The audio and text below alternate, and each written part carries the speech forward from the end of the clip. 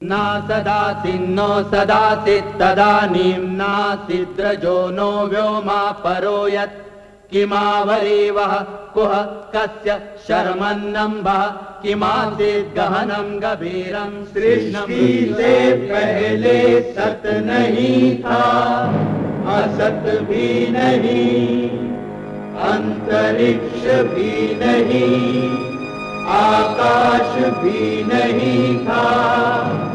छिपा था क्या, कहाँ, किसने ढका था? उस पल तो अगम अतल जल भी कहाँ था।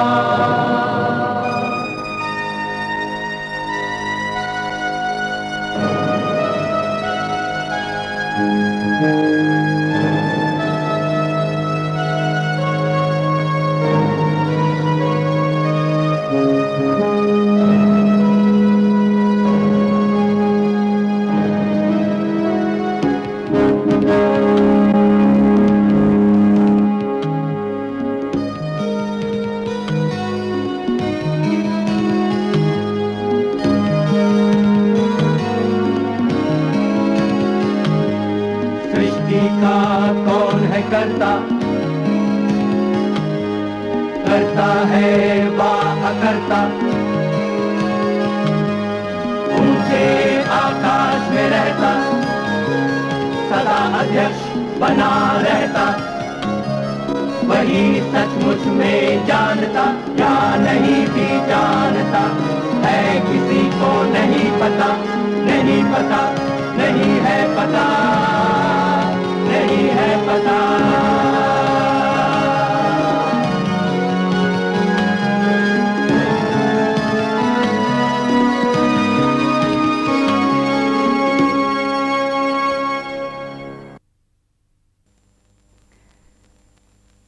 प्रोफेसर सिल्वेन लेवी का कहना है कि देवी सरस्वती के भक्तों में से सिर्फ कालिदास के भाग्य में थी ऐसी शाहकार रचना जिसे एक टकसाली ग्रंथ माना गया, जिसकी भारत ने भी सराहना की और संसार ने भी मान्यता दी। जो प्रशंसा की तालियां शकुंतला नाटक के जन्म पर उज्जैनी में सुनाई दी, वो सदियों बाद सारी दुनिया में गूंजने लगी जब विलियम जोन्स ने पश्चिमी देशों को इस नाटक का परिचय दिया। कालिदास ने आसमान के उन बुलंद सितारों के मंडल में जगह पाई जहां हर नाम एक पूरे दौर की रूह का नुमाइंदा बनकर चमकता है। प्रियंवदा, गांधा विवाह करके शकुंतला ने अपने अनुरूप पति तो पा लिया है, पर फिर भी मेरा मन उसके लिए निश्चिंत नहीं। क्यों? नगर में जाकर अपने अंतरपुर की स्त्रियों से मिलने के बाद जाने राजा को उसकी याद आती भी है कि नहीं?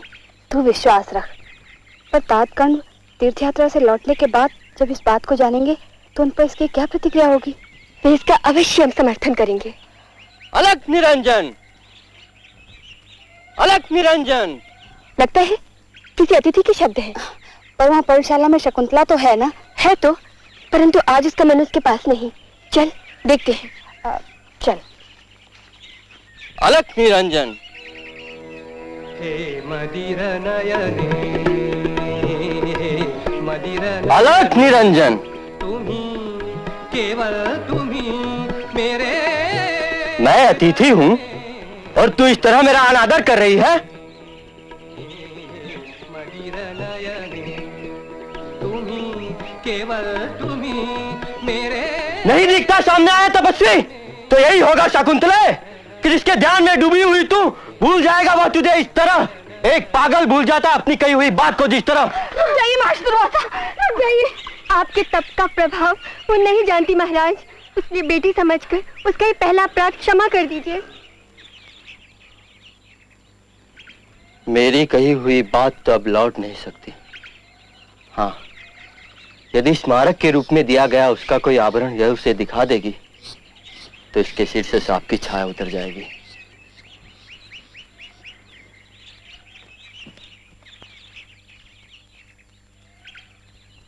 जाते हुए राजश्री ने अपने ही नाम की अंगूठी स्मारक के रूप में शकुंतला को दी थी।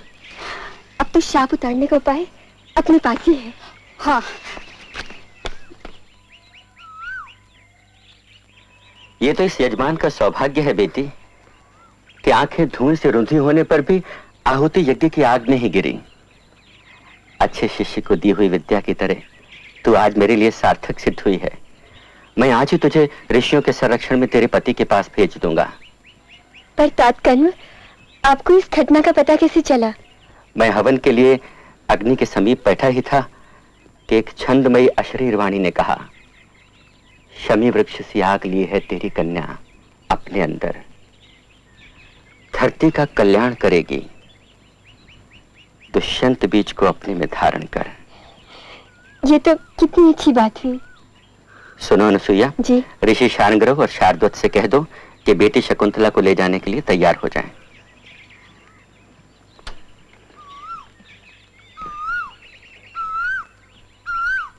घनी खिन्नता डाल रही है मुझ पर छाया, रोके जो आंसू तो स्वर गीला हो आया। ये वनवासी और विरागी आंखें तक पथराई, कैसा अचरज चिंता की बदली घिराई। ये मेरी स्थिति तो क्या करता होगा घर बारी, जब बेटी के वियोग की आती होगी बारी। कितना दर्द वीर भी कैसी अनुभव करता होगा, जब अपने ही हाथों अपनी पुत्री देता होगा।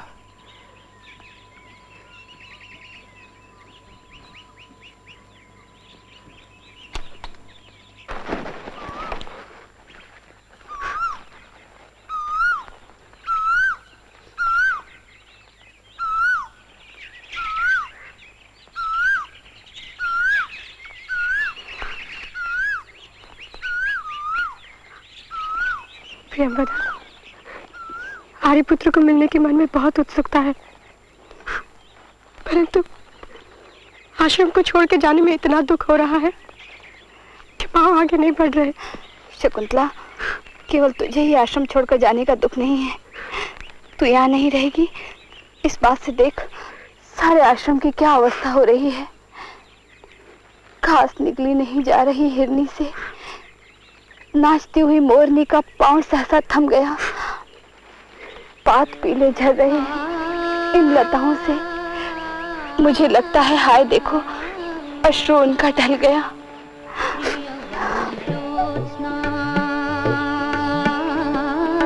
प्रिय वन ज्योत्स्ना, वन ज्योत्स्ना, प्रिय वन ज्योत्स्ना। जाने से पहले अपनी बहन वन ज्योत्स्ना से भी एक बात कर लूं।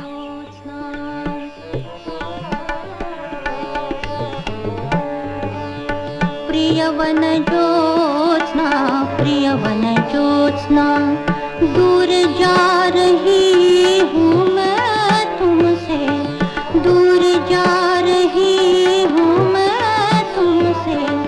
मुझे विदा दो, विदा दो। प्रिय वन ज्योत्स्ना, प्रिय वन ज्योत्स्ना, प्रिय वन ज्योत्स्ना।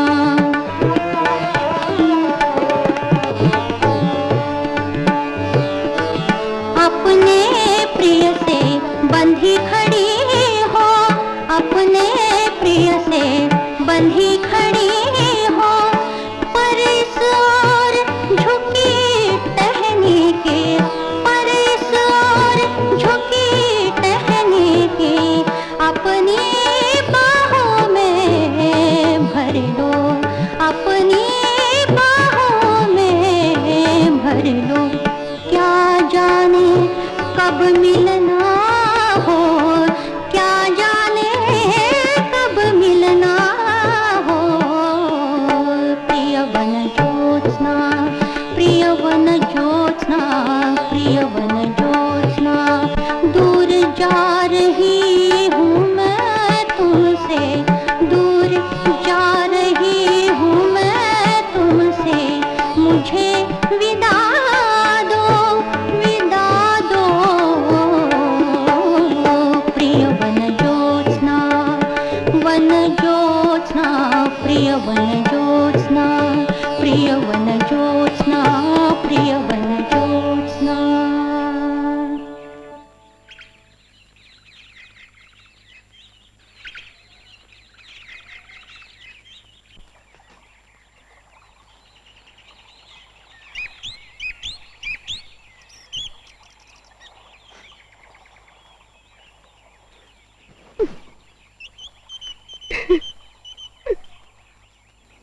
रो मत बेटी, धीरज रख।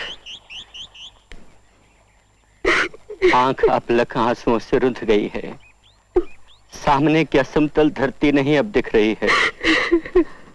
रोक बेटी, रोक अपने आंसुओं को, क्योंकि पथ पर पांव तेरे नहीं सीधे पड़ रहे।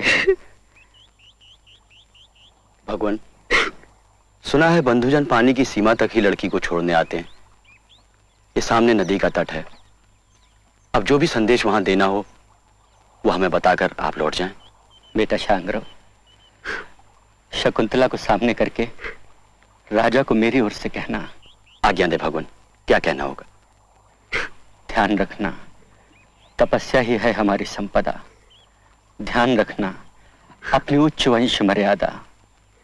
ध्यान रखना बिना इसके बंधुओं की अनुमति लिए तुमने जब कस ही लिया प्रीति बंधन में, तो अब उस तरह रखना कि जैसे रह रही हैं दूसरी भी पत्नियां। शेष है सब भाग्य के अधीन। हम के जो है वधु संबंधी कुछ नहीं कह पाएंगे, अपनी ओर से कुछ भी नहीं कर पाएंगे।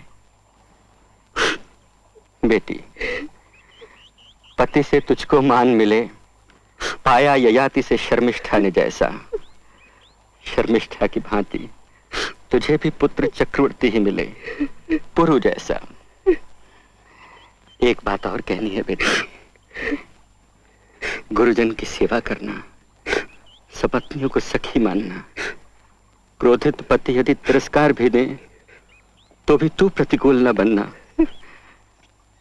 सेवकों को आदर देना, उदार रहना। सुख साधन पर गर्व न करना बेटी। यदि ऐसा बर्ताव करेगी, गृहिणी का पद तू पाएगी। और यदि विपरीत चलेगी तो कुल का अभिशाप बनेगी। इसे ध्यान में रखना बेटी, कभी भूल मत जाना। मैंने पर्वत से उखड़ी चंदन लता की तरह पिता की गोदी से छूटकर मैं वहां जीऊंगी कैसे? बेटी, उस वैभवशाली घर में तू अनगिन कामों में उलझेगी, हर पल व्यस्त रहेगी। इतनी मेरी याद नहीं आएगी। भूल जाएगी मुझको भी तू, वियोग की पीड़ा को भी तू भूल जाएगी। प्रणाम करती हूँ पिता। बेटी, जीवन में वो सब कुछ तुझे मिले जो कि तेरे लिए मेरे मन में है। बच्चों, अपनी बहन को मार्ग दिखाओ।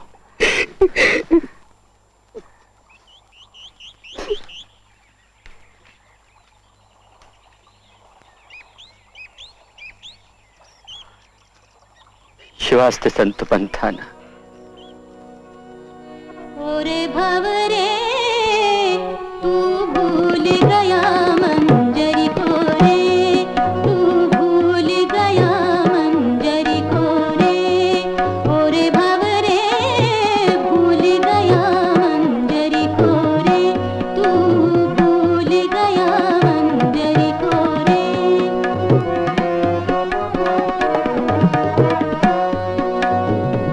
मधु का तुझ में लोभ जगा था, मधु का तुझ में लोभ जगा था। आम्र मंजरी को चूमा था, आम्र मंजरी को चूमा था। क्या उतना ही सब कुछ रे, क्या उतना ही सब कुछ रे। तू भूल गया मंजरी को रे, तू भूल गया मंजरी को रे। ओरे भव रे भूल गया मंजरी को रे, तू भूल गया मंजरी को रे। हंसवती,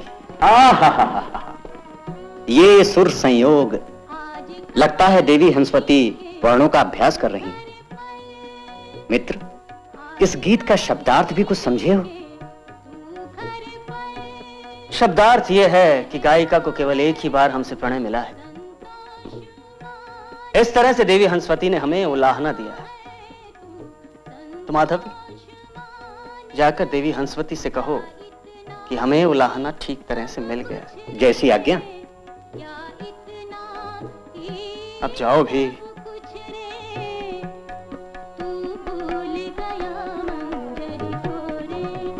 किसी प्रियजन का वियोग नहीं, फिर भी इस तरह का गीत सुनकर मन में जाने क्यों उत्कंठित हो उठा है। या फिर एक रमणीय दृश्य, एक मधुर शब्द जो सहसा एक व्यक्ति के मन को भी आंदोलित कर देता है।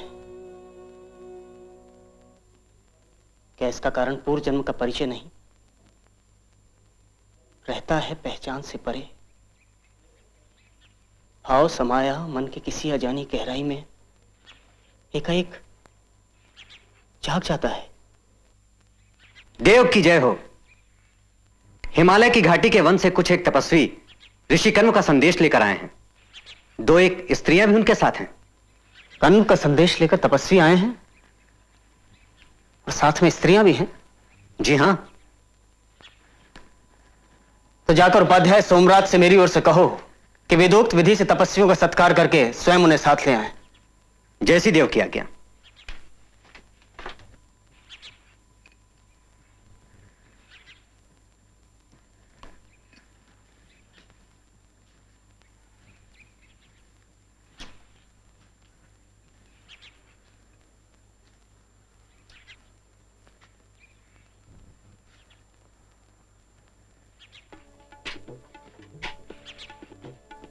दूर जाकर भी न तुम मेरे हृदय से दूर हो सकती, दूर जाकर भी न मेरी दाई आंख क्यों फड़फड़ा रही है? अमंगल, शांत हो बेटी।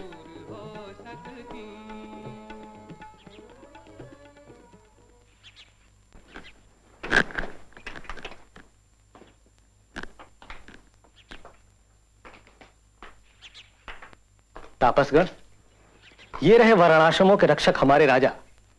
आसन छोड़कर ये आपकी प्रतीक्षा में खड़े हैं। कौन है वो साथ इनके? देह का लावण्य भी तो है छुपा घूंघट तले, क्यों भला झलके? कौन है वो साथ इनके? वो घिरी है तापसों में, लग रही जैसे कि कोंपल छिपी पीले पात में। कौन है वो साथ इनके? कौन है? हृदय, क्यों इतना कांपते हो? आर्यपुत्र की उस भावना का स्मरण करके तुम्हें धीरज रखना चाहिए। तुम्हारी विजय हो राजा।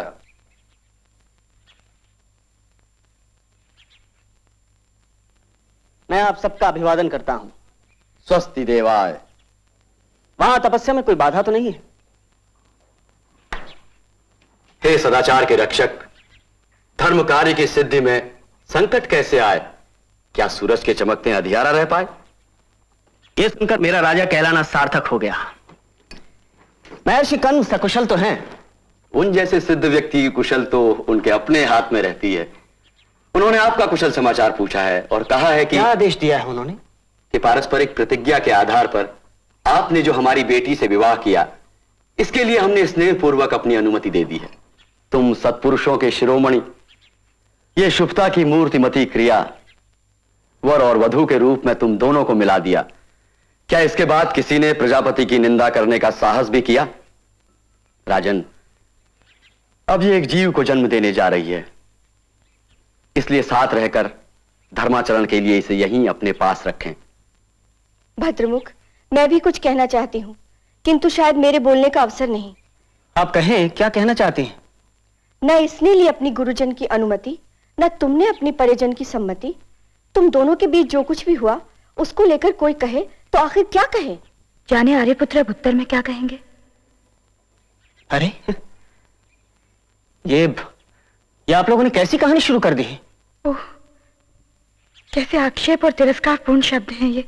क्या क्या कहा आपने? कहानी शुरू कर दी? आप क्या समझते हैं कि लोक व्यवहार की बातें केवल आप ही जानते हैं? प्याहता जो सती साध्वी रहती पिता के घर अगर चिरकाल तक, तो लोग जाने क्या न कहते उस बेचारी को।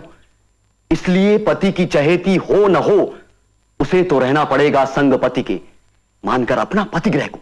आप कहना चाहते हैं कि मैं इस तपस्विनी से विवाह कर चुका हूं? ले हृदय, अब तेरी आशंका तेरे सामने है। क्या ये एक राजा के लिए उचित है कि अपने किए का पश्चाताप उसे धर्म मार्ग से दिखाते? पर ऐसी अशुभ कल्पना आप किस आधार पर कर रहे हैं? हाय रे ऐश्वर्य के मद, तुझी में से फूटता है ऐसे विकारों का महानद। आप बहुत आक्षेप कर रहे हैं मेरे ऊपर। बेटी, लज्जा छोड़, मुझे अपना घूंघट हटा लेने दे, जिससे स्वामी तुझे पहचान लेंगे। हे मदिर नयने,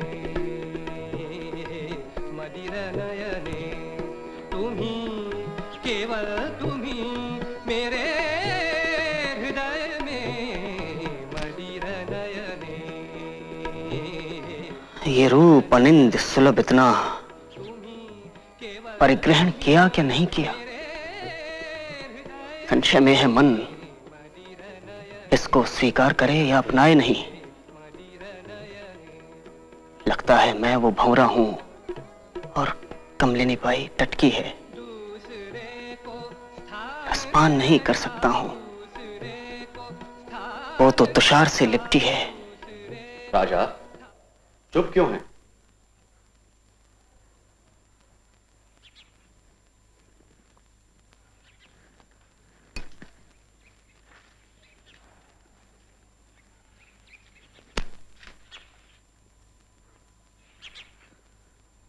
ऐसा है तापसगण, बहुत सोच विचार करने के बाद भी मुझे याद नहीं आ रहा कि मैंने इसे कब पत्नी के रूप में स्वीकार किया है। अब इसके गर्भ लक्षणों को देखते हुए भी यदि मैं इसे स्वीकार कर लूं तो यह क्षत्रिय चित्कार नहीं है। इन्हें तो विवाह में भी संदेह है। इससे तो दूर तक फैलाई मन की आशालता सर्वथा टूट गई। सौंप दे जैसे चुराया धन, धन स्वामी चोर को। सौंपते हैं महर्षि दूषिता बेटी तुम्ही को, जिसे तुमने ही किया है दूषिता।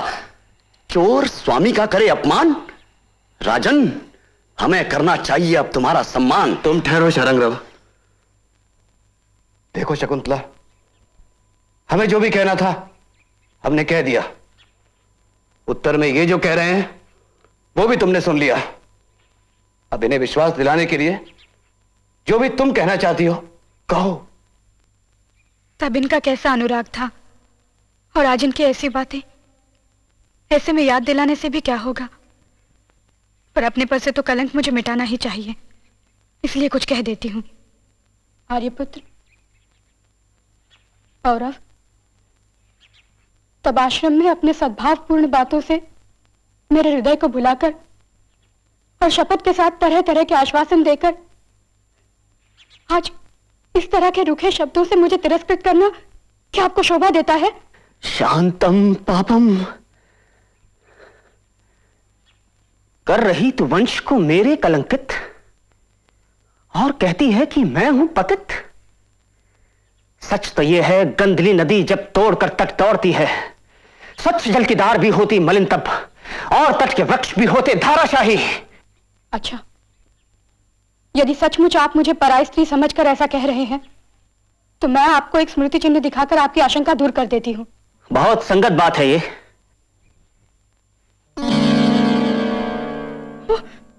अंगुली में से अंगूठी कहां गिर गई? हो सकता है नदी में तीर्थ जल की वंदना करते समय तुम्हारी उंगली से निकलकर गिर गई हो। इसी को तो स्त्रियों की सूझबूझ कहा जाता है। ये तो भाग्य ने अपनी प्रभुता दिखाई है। मैं और याद दिलाती हूं आपको। अब तो हर बात सुननी होगी। वो एक दिन की बात है ना, जब आप कमलिनी पत्र के दोने में भरा पानी अपने हाथों में लिए थे। हम सुन रहे हैं। तभी दीर्घापांग नामक एक मृगशावक, जिसे मैं अपने बच्चे की तरह मानती थी, हमारे पास आ गया। वो पहले पानी पी ले ये सोचकर आपने उसे स्नेह से अपने पास बुलाना चाहा था, परंतु वो आपसे परिचित नहीं था, इसीलिए आपके पास नहीं आया। फिर वही पानी जब मैंने अपने हाथों में ले लिया तो वो मृगशावक पानी पीने के लिए मचलने लगा। तभी आपने हंसकर कहा था कि लोग सिर्फ अपनों पर ही विश्वास करते हैं, तुम दोनों वन्यजीव हो ना। काम साधने के लिए ऐसी मीठी मीठी और झूठी बातें करके केवल विश्वासक्त व्यक्तियों को ही अपनी ओर खींचा जा सकता है। देखिए, आप ये ठीक नहीं कह रहे हैं। तपोवन में पली ये लड़की छल कपट की बात एकदम जानती ही नहीं। बूढ़ी तपस्विनी, बिना सिखाए युक्ति है पशु की पंखी की मादा में बेहद चतुराई। और फिर मानवीय बुद्धिमती वो, उसकी हम क्या करें बड़ाई। कोयल काली, मीठे सुर वाली, उड़ न पाते बच्चे जब तक, अन्य पक्षियों से करवाती पोषण तब तक। जन्मजात चतुराई। अनार्य, जैसा तुम्हारा अपना हृदय है वैसा ही तुम हर एक का समझते हो। घास फूस से ढके कुएं की तरह तुम धर्म के बाने में अपनी वास्तविकता छिपाए हो। दूसरा कौन तुम्हारा अनुकरण कर सकता है? वन में रहने के कारण इसके क्रोध में छल नहीं है। आंख में है क्रोध की लाली, नहीं है वक्रता लेकिन पृष्ठवाणी। नहीं है आरोह या अवरोह लेकिन कांपता है अधर नीचे का, कि जैसे शीत पीड़ित झुकी बोहें तिरछी, एक ही है स्थान पर विजड़ित। फिर मुझे संशय में देखकर इसे जो क्रोध आ रहा है उसमें किसी तरह का कपट भी नहीं लगता। इसे लगता है कि मैं निर्मम हृदय हूं जो भुला इसको और इसके साथ एकांतक प्रणय को कर रहा हूं अब नहीं स्वीकार। शायद इसी से आंख इसकी हो उठी है लाल और भौहें इस तरह टेढ़ी कि जैसे एक झटके में दिया हो तोड़ इसने धनुष कामदेव का। देखो भद्रे, दुष्यंत के चरित्र को सब लोग जानते हैं, उसकी तो प्रजा में भी कोई ऐसा कार्य नहीं कर सकता।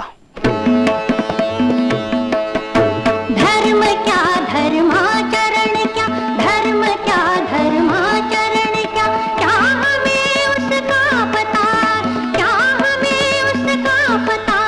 धर्म क्या धर्माचरण क्या, धर्म क्या धर्माचरण क्या,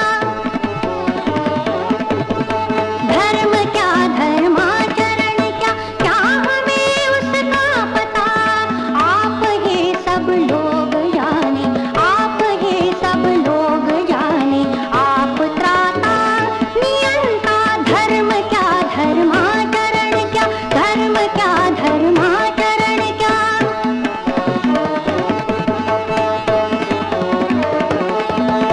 नारियों को इस विषय में क्या भला कहना, नारियों को इस विषय में क्या भला कहना। नियति उनकी शर्म से झुकना, झुके रहना, नियति उनकी शर्म से झुकना, झुके रहना। धर्म क्या धर्माचरण क्या, धर्म क्या धर्माचरण क्या, धर्म क्या धर्माचरण क्या, क्या हमें उसका पता। आप ही सब लोग जाने, आप ही सब लोग जाने, आप त्राता नियंता। धर्म क्या धर्माचरण क्या, धर्म क्या धर्माचरण क्या, धर्म क्या धर्माचरण क्या।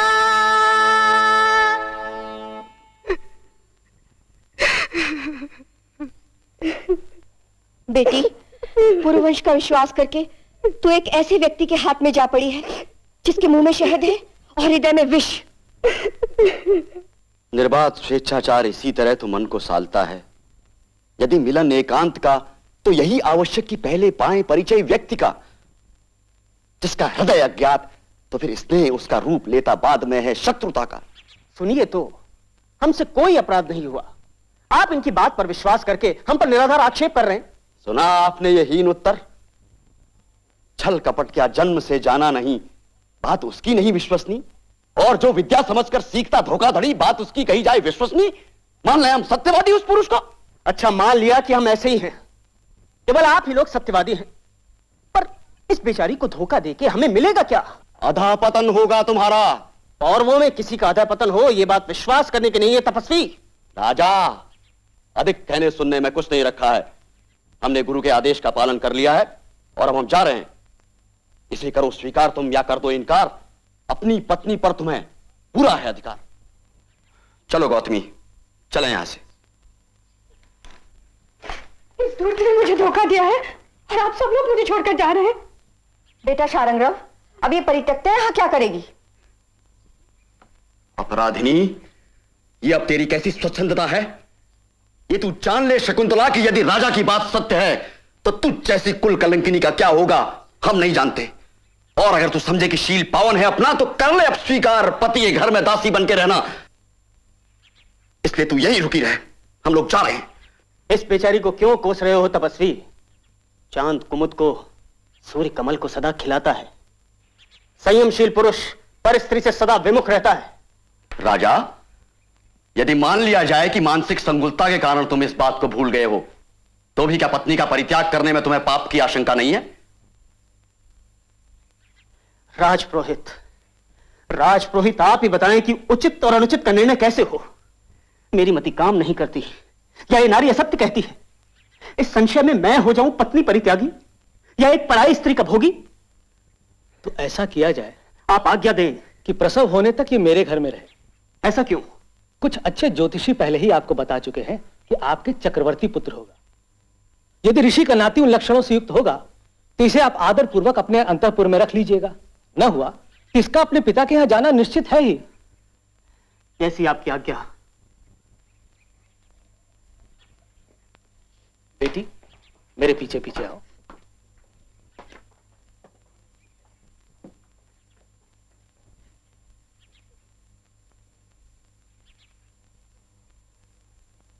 डर के तुम फट क्यों नहीं जाती? मैं तुझमें समा जाती।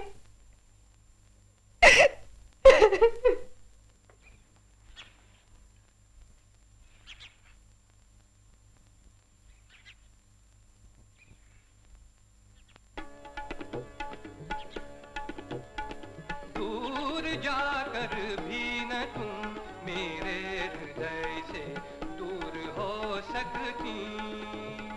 दूर जाकर भी न तुम मेरे हृदय से दूर हो सकती।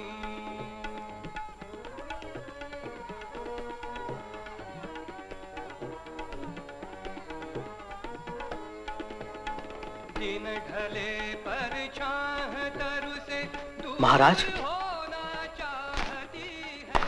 आश्चर्य, आश्चर्य महाराज। क्या हुआ अब? देव, एक बहुत ही अद्भुत बात हुई है। क्या बात? जब कण्व के शिष्य चले गए तो कोसती हुई भाग्य को अपने उठाकर बाह जो रोने लगी वो बालिका। क्या हुआ तब? उसी पल अप्सरा सी ज्योति उतरी गगन से, स्त्री सदृश, और लेकर बालिका को गोद में वो तिरोहित हो गई। आश्चर्य। हमने तो पहले ही उसे स्वीकार कर दिया था। अब व्यर्थ में कुछ भी सोचने से क्या लाभ? आप जाकर विश्राम करें।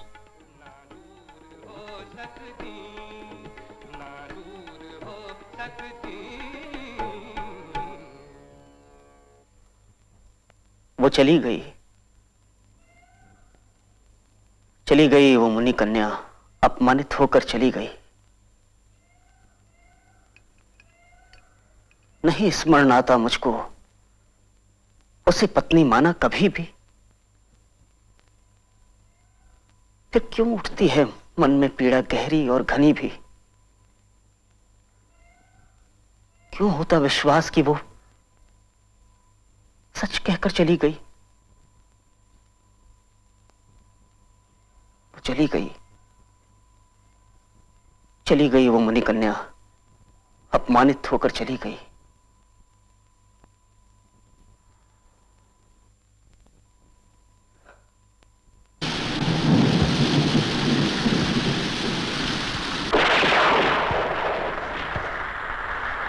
मल्लिका,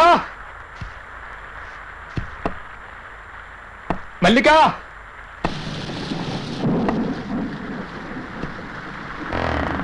आर्य मातुल, आप इस वर्षा में? इस वर्षा से बचने के लिए तुम्हारे घर के सिवा कोई शरणी नहीं थी। सोचा जो भी हो मेरे लिए तो तुम आज भी वही मल्लिका हो। आइए ना।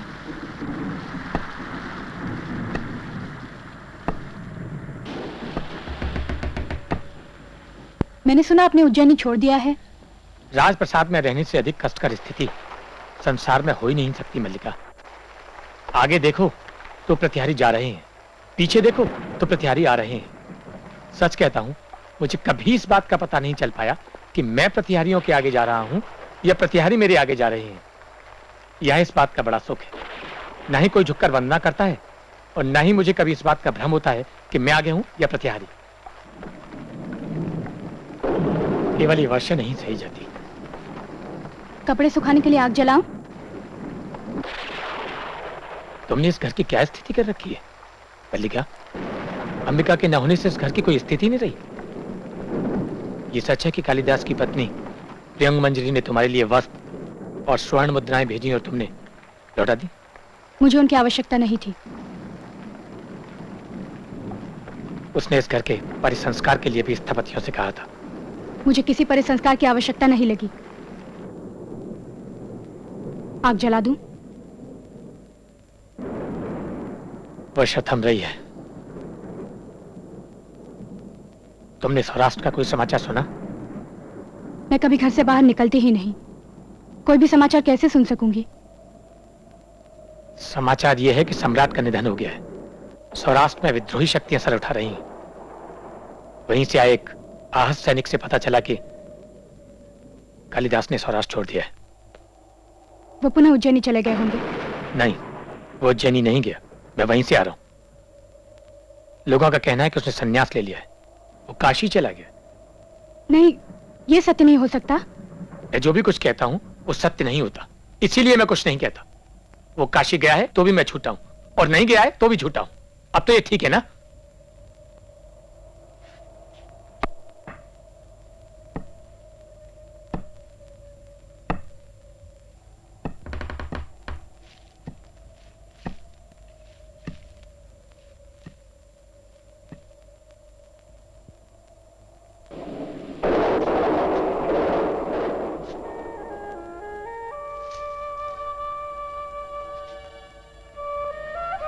तुम ऐसे जड़सी क्यों खड़ी हो?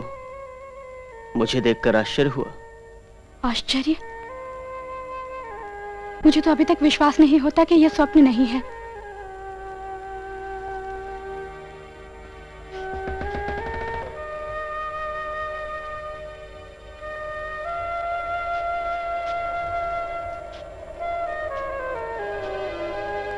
नहीं, ये स्वप्न नहीं है, यथार्थ है कि मैं यहां हूं।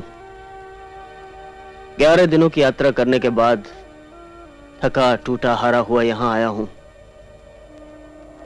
कि यहां के यथार्थ को देख सकूं। तुम सचमुच पहचाने नहीं जाते। और तुम ही कहां पहचानी जाती हो? ये घर भी कितना बदल गया है। और मैं सोच रहा था कि सब कुछ वैसा ही होगा, ज्यों का त्यों यथास्थान। परंतु कुछ भी तो यथास्थान नहीं है। तुमने सब कुछ बदल दिया मल्लिका, सब कुछ। मैंने कुछ नहीं बदला। हाँ, संभव है दृश्य उतना नहीं बदला जितनी मेरी दृष्टि बदल गई है। बहुत दिनों तक इधर उधर भटकने के बाद यहां आया हूं। सौराष्ट्र जाते हुए जिस कारण से नहीं आया था, आज उसी कारण से आया हूं। आर्यमातुल से पता चला तुमने सौराष्ट्र छोड़ दिया है। लोग समझते हैं कि मैंने संन्यास ले लिया, किंतु मैंने संन्यास नहीं लिया। मैं तो केवल मात्रगुप्त के कलेवर से मुक्त हुआ हूं, ताकि पुनः कालिदास के कलेवर में जी सकूं।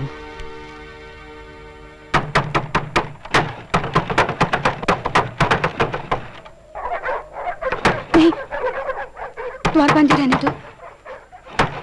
देख तो लो कौन आया है। कोई भी हो सकता है। इस वर्षा में किसी को भी आश्रय की आवश्यकता हो सकती है।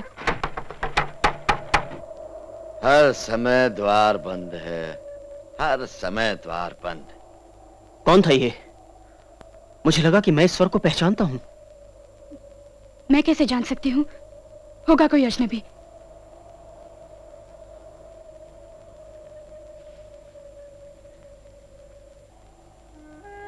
मैं यहां से उज्जैनी क्यों नहीं जाना चाहता था? क्योंकि मुझे ये आशंका थी कि राजधानी का वातावरण मुझे छा लेगा और मेरे जीवन की दिशा बदल देगा। और यह आशंका निराधार नहीं थी। मैंने वहां रहकर जो कुछ भी लिखा वो यहां के जीवन का ही संचय था। मैंने जब जब लिखने का प्रयत्न किया, तुम्हारे और अपने जीवन के इतिहास को फिर दोहराया। और जब उससे अलग हटकर लिखना चाहा तो तो रचना प्राणवान नहीं हुई। मेघदूत के यक्ष की पीड़ा मेरी पीड़ा है, और विरह विमर्दिता यक्षिणी तुम हो। यद्यपि मैंने अपने यहां होने और तुम्हें नगर में देखने की कल्पना की, अभिज्ञान शाकुंतल में शकुंतला के रूप में तुम ही मेरे सामने थी। रघुवंशमज का विलाप मेरी ही वेदना की अभिव्यक्ति है।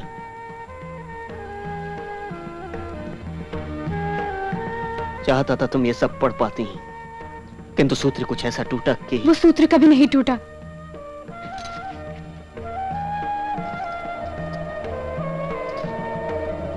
तुम्हारी सारी रचनाएं मेरे पास हैं।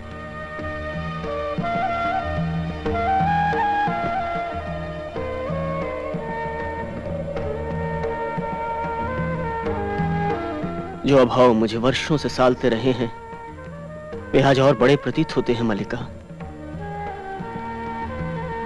मुझे वर्षों पहले यहां लौट आना चाहिए था।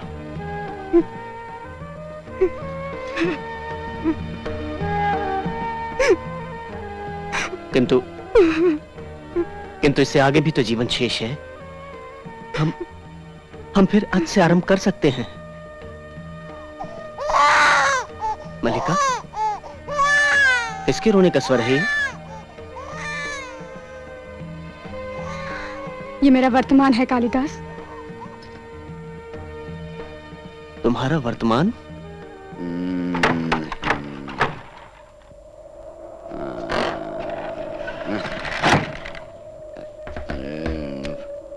फिसल कर गिरे और जा पड़े खाई में। कितनी बार कहा है भैया विलोम, कितने ऊंचे मत चढ़ा करो, पर भैया विलोम क्यों मानने लगे?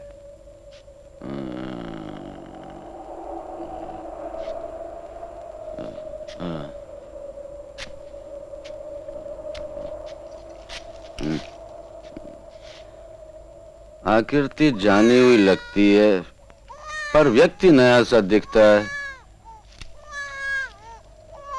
आकृति बहुत बदल गई है, किंतु व्यक्ति आज भी वही है। तो तुम हो। तुम मल्लिका, तुमने अब तक कालिदास के आतिथ्य का उपक्रम नहीं किया। वर्षों के बाद कोई अतिथि घर में आए और उनका आतिथ्य न हो। जो अतिथि वर्षों में एक बार आया है, पता नहीं आगे कभी आएगा भी या नहीं।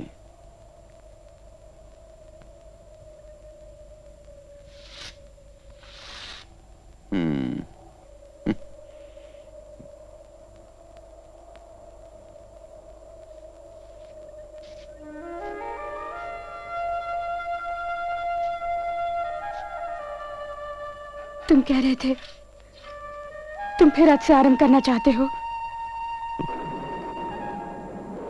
मैंने कहा था कि मैं फिर आज से आरंभ करना चाहता हूं, किंतु देख रहा हूं कि समय अधिक शक्तिशाली है। क्योंकि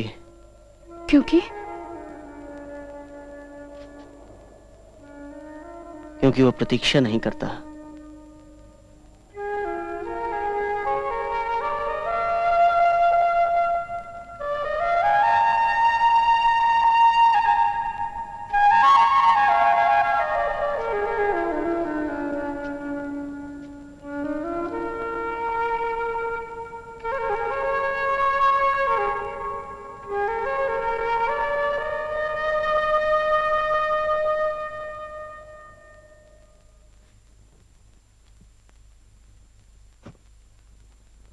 अमरीकी विद्वान आर्थर राइडर ने कालिदास को खिराज अकीदत देते हुए लिखा, शायरी में लय पाना आम है, वैचारिक समझ भी नायाब चीज नहीं, लेकिन इन दोनों का संगम बिरले ही मिलता है। आज तक दुनिया में ऐसा संयोग शायद 1 दर्जन बार ही हुआ है। कालिदास में यह अनूठा संगम था। उनका नाम सोफोक्लीज, वर्जिल और मिल्टन के साथ लिया जाता है। हिरण्यगर्भात् समवर्तताग्रे भूतस्य जातः पतिरेक आसीत् सदाधार पृथिवीं जामुते मां कस्मै देवाय हविषा विधेम। वह था हिरण्यगर्भ सृष्टि से पहले विद्यमान, वही तो सारे भूत जात का स्वामी महान, जो है अस्तित्वमान धरती आसमान धारण कर। ऐसे किस देवता की उपासना करें हम हवि देकर, जिसके बल पर तेजोमय है अंबर, पृथ्वी हरी भरी स्थापित सिर, स्वर्ग और सूरज भी स्थिर। ऐसे किस देवता की उपासना करें हम हवि देकर, गर्भ में अपने अग्नि धारण कर पैदा कर, व्यापा था जल इधर उधर नीचे ऊपर, जगा जो देवों का एकमेव प्राण बनकर। ऐसे किस देवता की उपासना करें हम हवि देकर। ओ सृष्टि निर्माता स्वर्ग रचयिता पूर्वज रक्षा कर, सत्य धर्म पालक अतुल जल नियामक रक्षा कर। फैली है दिशाएं बाहु जैसी उसकी सब में सब पर, ऐसे ही देवता की उपासना करें हम हवि देकर। ऐसे ही देवता की उपासना करें हम हवि देकर।